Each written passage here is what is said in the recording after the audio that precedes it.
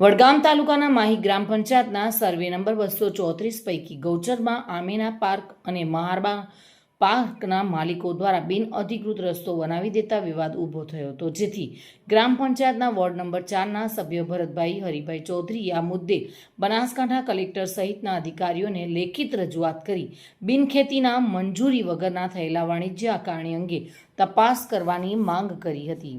વડગામ તાલુકાના માઈ ગામે હાઈવે પરથી ગામ તરફ જતા એપ્રોચ રોડની ઉત્તર બાજુ આવેલા ગોચરમાંથી ગ્રામ પંચાયત દ્વારા રસ્તાનો ઠરાવ કરવામાં આવ્યો હતો, જે પાછળથી ઠરાવ રદ કરાયો હતો. તેમજ માહી ગામના સર્વે નંબર 204B જમીનના મૂળ બતામણિયા કબજેદારની જમીન બિનખેતી ન હોવા છતાં ગ્રામ પંચાયત દ્વારા વાણિજ્ય હેતુથી આકારણી કરવામાં આવી છે. આ ઉપરાંત સોગંદનામાના આધારે સ્ટેમ્પ ડ્યુટીની ચોરી કરી ગેરરીતિ આચરી હોય તેવા આક્ષેપો થઈ રહ્યા છે. આ તમામ બાબતે લેખિત રજૂઆતના પગલે પંચાયત દ્વારા અગાઉ પણ આ જાહેર રસ્તો બંધ કરી ફેન્સિંગ વાડ કરવામાં જાહેર કરાઈ હતી, પરંતુ તે સમયે સરપંચ હાજર ન રહેતા કાર્યક્રમ મોકૂફ રખાયો હતો. ત્યારબાદ પંચાયત દ્વારા 3/7/2026ના રોજ આ દબાણ બાબતે કાર્યક્રમની જાહેર નોટિસ પણ પ્રસિદ્ધ કરાઈ હતી, પરંતુ આજે એકાએક આ કાર્યક્રમ મોકૂફ રખાતા અરજદારે કંઈક કાચું કપાતું હોવાની આશંકા વ્યક્ત કરી હતી.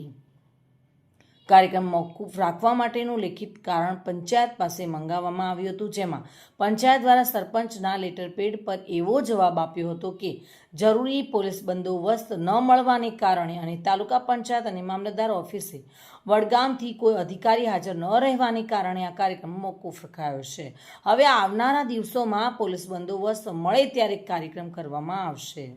શું આ કારણ વ્યાજબી હોઈ શકે કે પછી પંચાયત સત્તાધીશો જ આ દબાણદારોને છાવરી રહ્યા છે તેવા પ્રશ્નો ગ્રામ લોકો ચર્ચામાં આવી રહ્યા છે. હવે જોવાનું રહ્યું એ કે પૈસાના વહીવટથી દબાણ કરનાર ઇસમો અને લાલિયાવાડી દાખવતા પંચાયતના સત્તાધીશોની મનમાની સામે અરજદારની જીત થશે ખરી, અને એ આવનારા સમયમાં જ ખબર પડશે. પ્રદીપ પરમાર સાથે bureau report, today Gujarati news.